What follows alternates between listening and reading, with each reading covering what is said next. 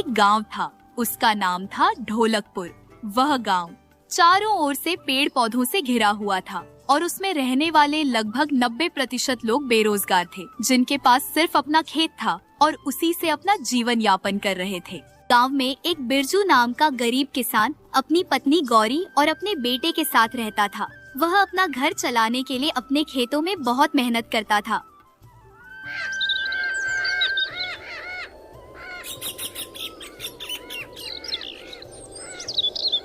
अम्मा, आज दाल नहीं बनी क्या? अरे भूख के मारे मेरा पेट दर्द कर रहा है। मुझे बहुत भूख लगी हुई है। अम्मा, कुछ खाने के लिए दो ना।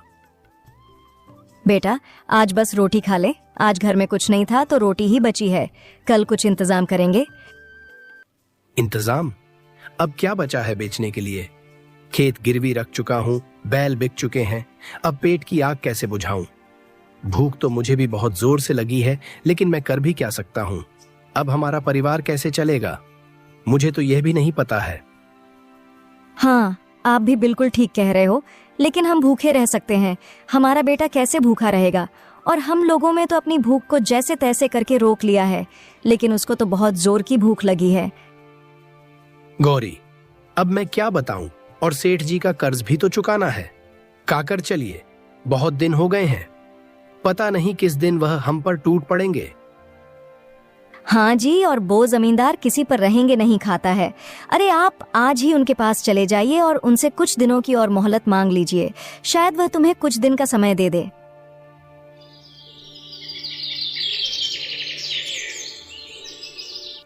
बिरजू सेठ धनराज के पास पहुंचता है। बिरजू को सामने खड़ा देखकर धनराज उससे कहता है, बिरजू, कर्ज चुकाने आए हो या और मोहलत मांगने?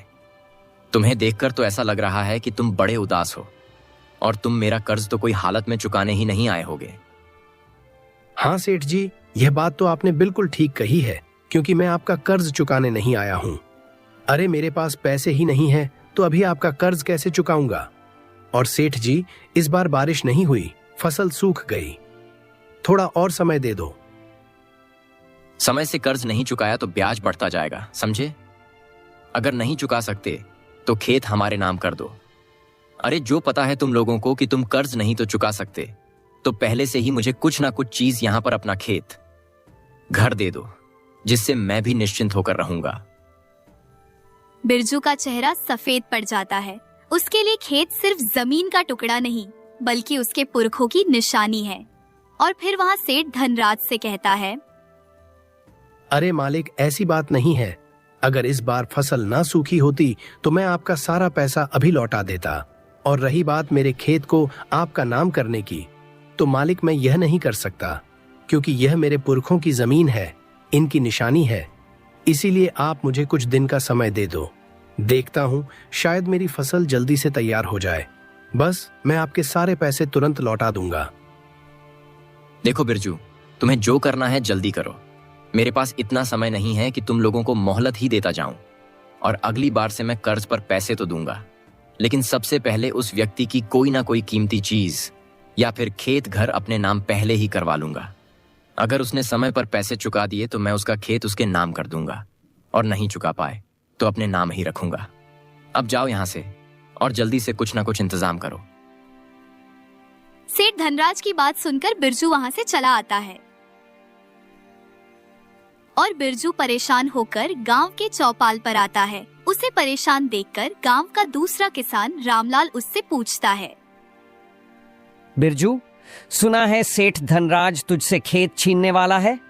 अगर वह तेरे साथ ऐसा करेगा तो तू तो बेखेत हो जाएगा, और मुझे तो ऐसा लग रहा है कि यह धनराज तेरे साथ कुछ अच्छा नहीं कर रहा है।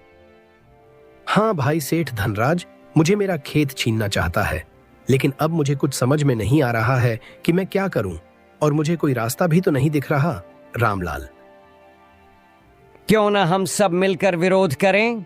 सेठ यूं ही गरीबों को लूटता रहेगा, और इसने आज तक हम किसानों का कुछ भी भला नहीं किया है। मुझे तो कभी कभी इस पर इतना ज्यादा गुस्सा आ जाता है तो इसका गला ही घोंट दूं। हाँ भाई, तुम बिल्कुल ठीक कह रहे हो। अगर हम 7 किसान भाई विरोध करें तो शायद कुछ हो सकता है।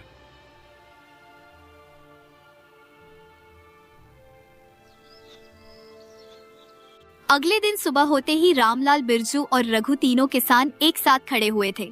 तभी रामलाल उदास होकर बिरजू से कहता है, बिरजू भाई, मुझे माफ करना क्योंकि मैं तुम्हारा साथ नहीं दे सकता। बात कुछ ऐसी है कि यहाँ तो मेरा ननिहाल था और मेरे घर में मेरे पिताजी की मौत हो गई है, तो अब मैं वहां से आ भी नहीं सकता। भाई, अगर मैं यहाँ रहता तो तुम्हारी मदद जरूर करता। मजबूरन मैं तुम्हें तुम्हारे काम में अधूरा करके जा रहा हूं। अरे कोई बात नहीं रामलाल भाई, मैं और रघु हूं ना, मैं दोनों सब कुछ संभाल लूंगा। तुम आराम से जो, और यह सुनकर बहुत बुरा लगा कि तुम पिताजी की मौत हो गई। भाई तुम आराम से जाना। बिरजू भाई, कुछ सोचा तुमने कि सेठ के खिलाफ क्या करें? सोचना क्या है रघु, सेठ के पास ताकत है, पैसा है, आदमी है, मैं अकेला क्या कर सकता हूं? अरे भाई, तू अकेला नहीं है, मैं तो तेरे साथ हूं ना। और बेचारा रामलाल भी हमारे साथ होता तो भगवान ने उसके साथ बहुत गलत किया गया, उसे जाना ही था। बिरजू रघु की ओर देखता है लेकिन उसकी आंखों में भरोसा नहीं दिखता। तभी अचानक गौरी वहां आती है। उसकी आंखों में आंसू है लेकिन आवाज में हिम्मत है। बिरजू, तू हार क्यों मान रहा है? ये खेत हमारे पुरखों की पहचान है। तू ही तो कहता था कि मेहनत से तकदीर बदलती है, तो अब क्यों पीछे हट रहा है? और तुम खुद को अकेला क्यों कह रहे हो? रघु भैया भी तो है तुम्हारे साथ। मैं हार नहीं मान रहा गौरी, लेकिन सेठ से लड़ना आसान नहीं है और उसके खिलाफ आवाज उठाना इतना आसान नहीं है। मुश्किल है पर नामुमकिन नहीं। अगर तुम दोनों लोग एक साथ मिलकर आवाज उठाओगे तो जीत तुम्हारी ही होगी, लेकिन तुम लोगों को बुद्धि से काम करना होगा। सेठ हर बार हम गरीबों को लूटता है और हम चुपचाप सहते रहते हैं, लेकिन अब बहुत हो गया है, लोग उसका खुलकर विरोध करेंगे। लेकिन अगर सेठ ने बदला लिया तो फिर हम लोग क्या करेंगे? अगर हम एक साथ खड़े होंगे तो सेठ कुछ नहीं कर पाएगा। और बिरजू, तुम खामखा डर रहे हो। गांव में हुई वो सारी बातें नौकर सेठ धनराज को बताने के लिए जाता है। सेठ जी, गांव वाले बिरजू के साथ खड़े हो गए हैं। वो आपके खिलाफ जाने की बात कर रहे हैं। अगर ये गांव वाले ऐसा करेंगे तो बहुत दिक्कत हो जाएगी। ये गांव के गरीब अब ज्यादा बोलने लगे हैं। लगता है इन्हें सबक सिखाना पड़ेगा। अब इनको मैं ऐसा सबक सिखाऊंगा कि ये कभी मेरे खिलाफ जाने का नाम तक नहीं लेंगे। घर में दोनों पति पत्नी शाम को खड़े हुए थे। तभी गौरी बिरजू को चिंतित देखकर उससे कहती है, अरे आप इतनी चिंता क्यों कर रहे हो? देखो, आप और रघु भैया डटकर इस सेठ का सामना करना और फिर देखने की जीत हमारी ही होगी। तुम बेफालतू में चिंता कर रहे हो। गौरी, मैं सोच रहा हूं कि इस सेठ के पास तो बहुत ज्यादा पैसा है, इसके पास बहुत ज्यादा धन संपत्ति है, और कहां हम गरीब लोग अगर इसके साथ कुछ गलत करने के लिए सोचेंगे तो यहाँ पैसे देकर हम लोगों पर अत्याचार करवाएगा, और ऐसा हो सकता है कि हम लोग इसके खिलाफ कोई आवाज भी ना उठा पाए। अरे नहीं, तुम यह सब चिंता करना छोड़ दो और बस अपने काम पर ध्यान दो। तुम्हें इसका डटकर विरोध करना होगा। अब इतना सोचो मत, चलो सो जाओ। चलकर कल सुबह उठकर तुम और रघु भैया बात करना।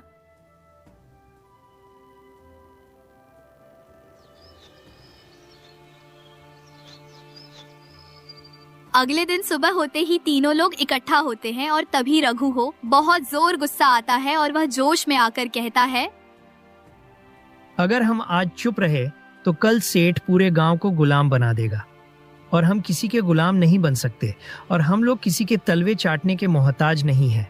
हम अपने दम पर जिएंगे। हम भी किसान हैं और खेत में जो अनाज उगाएंगे उसी को खाएंगे, उसी को बेचेंगे और इन जमींदार को कभी भी नहीं देंगे। आप इनका खुलकर विरोध करेंगे। लेकिन हमें सावधान रहना होगा।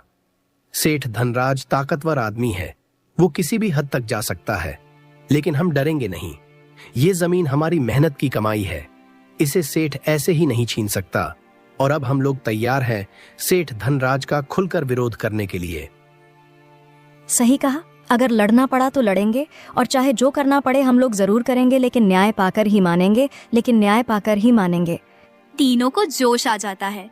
पहली बार उन्हें महसूस होता है कि वे एक साथ खड़े हो तो कोई भी उनका हक नहीं छीन सकता।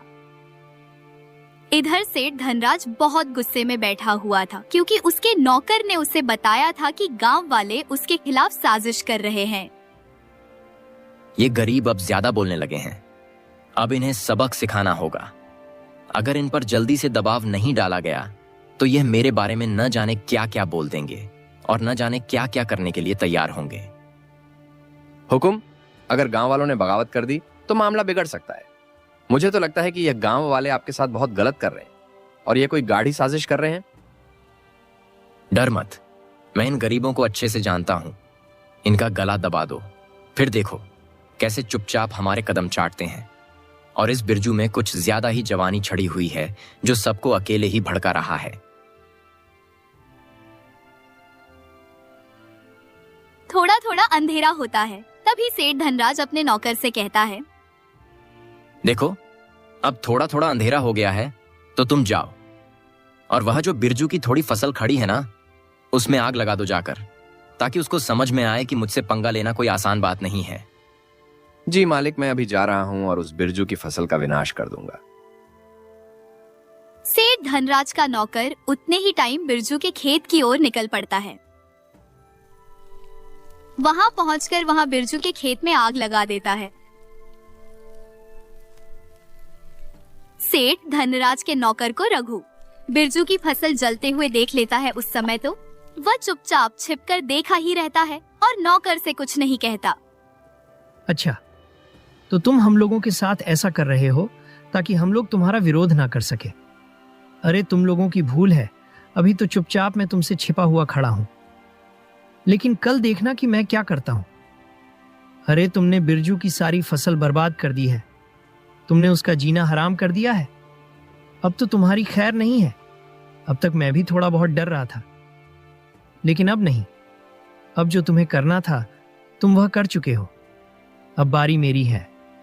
बिरजू की फसल जलते हुए रघु देखता है तो वह आग बबूला हो जाता है, लेकिन उस समय वह चुपचाप छुपा हुआ खड़ा रहता है।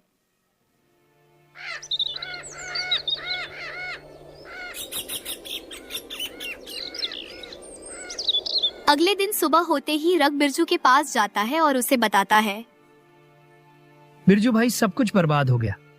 अरे कल शाम को जो हुआ उसे सुनकर आपकी आंखें भी फटी की फटी रह जाएंगी, क्योंकि कल रात को सेठ धनराज का नौकर तुम्हारे खेत के पास गया और तुम्हारी सारी फसल जल दी।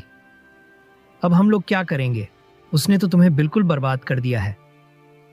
हमारी सारी फसल जल गई बिरजू, अब क्या होगा? इस सेठ धनराज ने तो हम लोगों को बर्बाद ही करके रख दिया। अब तक इसने हम लोगों पर बहुत ज्यादा अत्याचार किए हैं, लेकिन अब हमें कुछ करना ही पड़ेगा जिससे इसके भी होश ठिकाने आ जाएं। बिरजू का चेहरा गुस्से से तमा उठता है। वह अपने जलती हुई फसल के बारे में सुनकर और मुट्ठी भींच लेता है। अब फैसला हो चुका था, अब चुप रहना मुमकिन नहीं। अब ये अन्याय और नहीं सहेंगे। सेठ को उसी की भाषा में जवाब देना होगा। और मेरी फसल जल गई, यह सुनकर मेरा खून खौल रहा है। अब तीनों के चेहरे गुस्से से लाल थे। उनकी आंखों में गुस्सा साफ झलक रहा था। फिर गुस्से में आकर बिरजू और रघु दोनों सेठ धनराज की हवेली की ओर जाते हैं।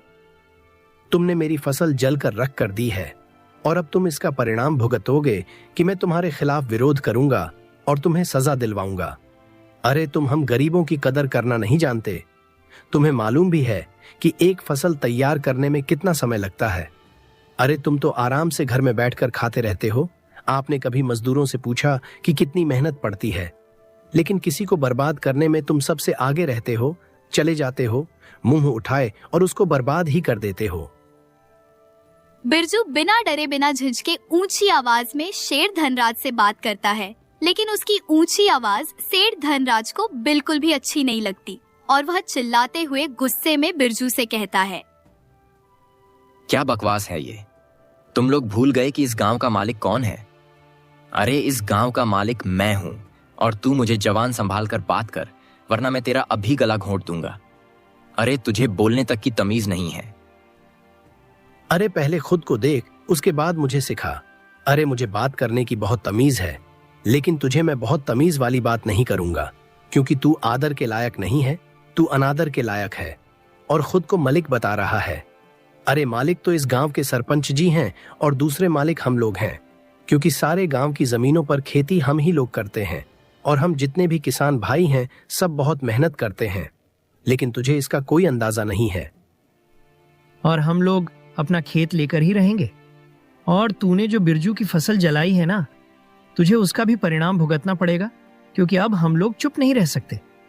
तूने बहुत अत्याचार किए हैं हम लोगों पर। उन दोनों की बात सुनकर सेठ धनराज घबरा जाता है। उसको लगता है कि अब यह कुछ न कुछ करके ही मानेंगे, लेकिन उस समय धनराज चुपचाप खड़ा हो जाता है और कुछ नहीं बोलता। सेठ धनराज चिंतित होकर अपने नौकर से कहता है, अगर हमने इन किसानों को रोका नहीं तो ये बगावत और बढ़ जाएगी। कुछ करना पड़ेगा और फिर लोगों को मुझ पर ज्यादा शक होने लगेगा। अगर यह बात सरपंच को पता चल गई तो वह तो मुझे सजा दिलवाने के लिए तैयार हो जाएगा कि वह मुझ पर पहले से ही नाराज है। लेकिन मालिक, अब हालात बदल चुके हैं, गांव वाले एकजुट हो चुके हैं, हमें कुछ सोचना होगा और आप भी अब इन गरीबों को हल्के में मत लीजिएगा। सेठ पहली बार असहाय महसूस करता है। उसकी आंखों में डर झलकने लगता है। क्या वाकई वह हारने वाला है? बिरजू, मुझे तो ऐसा लग रहा है कि यह सेठ डरने वाला नहीं है, क्योंकि इसके पास बहुत ज्यादा पैसा है। इसीलिए उस पैसे के घमंड में ये सबके सामने आड़कर खड़ा हो जाता है और डरने का नाम ही नहीं देता है। अरे रघु, तुम उसकी चिंता मत लो। अरे मैं तुमसे आगे खड़ा था तो मैंने उसकी आंखों में डर साफ झलकता हुआ देखा था, और अब यह धीरे धीरे शांत होगा। लेकिन हमें सावधान रहना होगा। ये अमीर लोग आसानी से हार नहीं मानते, और अब जो भी करना बहुत सोच समझ कर करना।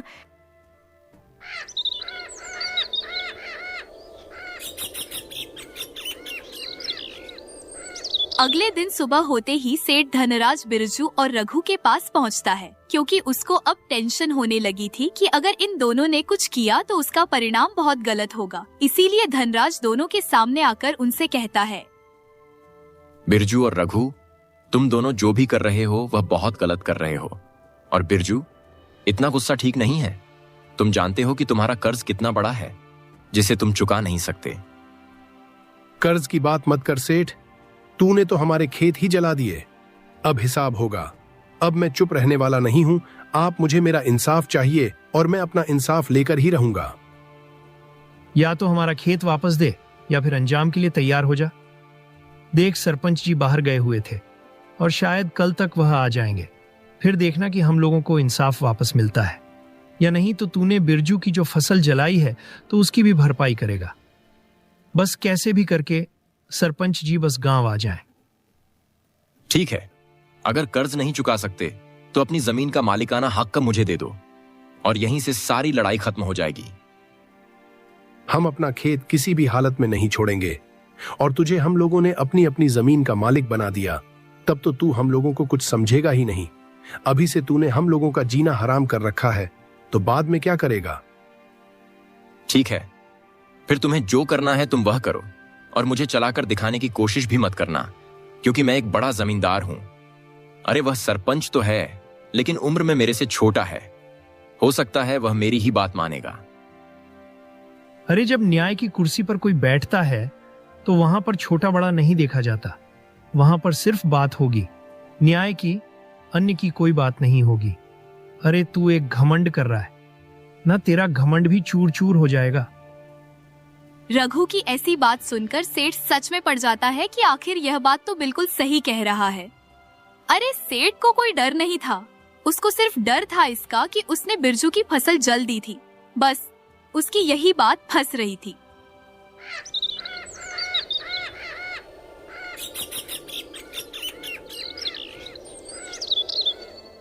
अगले दिन सुबह होते ही बिरजू और रघु सरपंच जी के घर के लिए जाते हैं। नमस्ते सरपंच जी। सरपंच जी, आप इतने दिनों से गांव में नहीं थे तो हम लोगों पर अत्याचार किया गया है। सरपंच जी, उस सेठ धनराज ने हम लोगों का जीना हराम कर दिया है। क्या तुम लोगों का जीना हराम कर दिया है? आखिर ऐसा क्या किया है उस सेठ धनराज ने?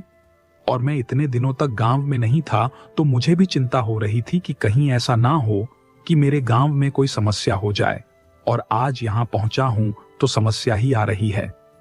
अच्छा बताओ, सेठ धनराज ने क्या किया है? सरपंच जी, सेठ धनराज ने बिरजू को कर्ज पर पैसे दिए हुए थे और बिरजू ने उसका कर्ज नहीं चुका पाया तो उसने धमकी दी कि तुम्हारा घर मैं छीन लूंगा। चलो, ये बात तो ठीक थी कि बिरजू ने उसका पैसा वापस नहीं कर पाया तो वह घर छीन लेता, लेकिन सरपंच जी, उसने बिरजू की खड़ी हुई फसल में आग लगवा दी अपने नौकर से। कहकर सरपंच जी यह सब करते हुए मैंने अपनी आंखों से देखा था कि उसका नौकर बिरजू के खेत में आग लग रहा था। अच्छा, तो उस सेठ धनराज ने ऐसा किया है बेटा। मैं तुम दोनों की बात पर विश्वास कर रहा हूं, लेकिन यह बात तुम्हें उसके सामने साबित करनी होगी। अच्छा बिरजू, तुम जो सेठ धनराज को बुलाकर लाओ और दोनों लोग अपनी बातें मुझे बताओ, तब मैं फैसला सुनाऊंगा।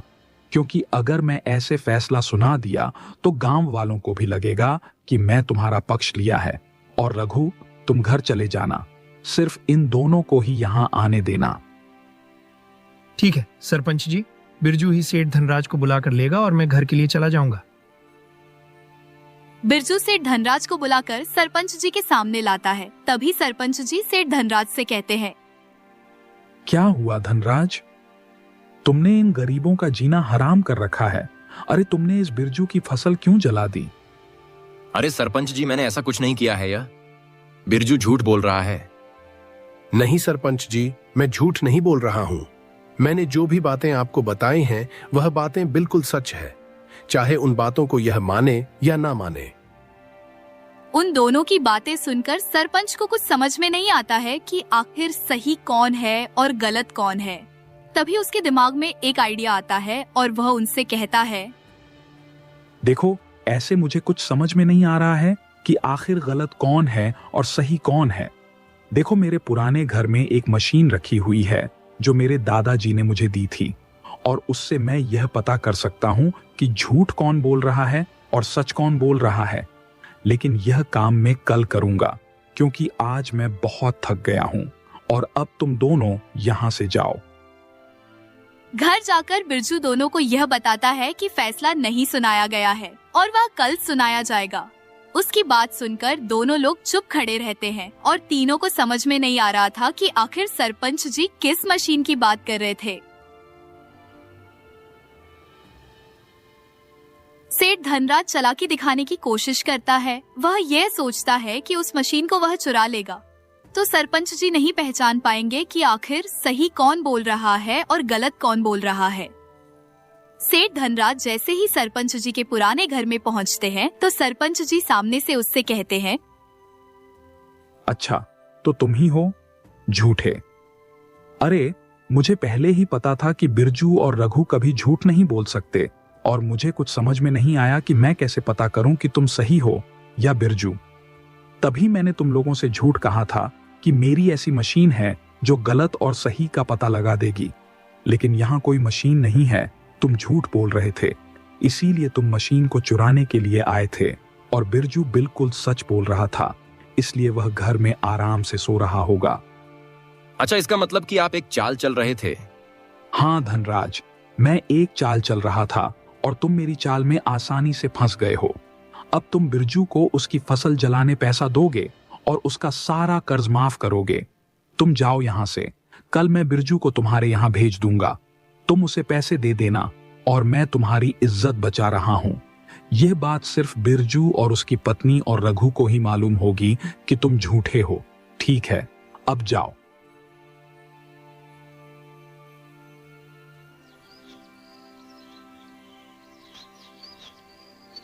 अगले दिन सुबह होते ही सरपंच जी बिरजू के पास जाते हैं और उससे कहते हैं, बिरजू, तुम जीत गए हो। अरे, मेरे पास कोई मशीन नहीं थी।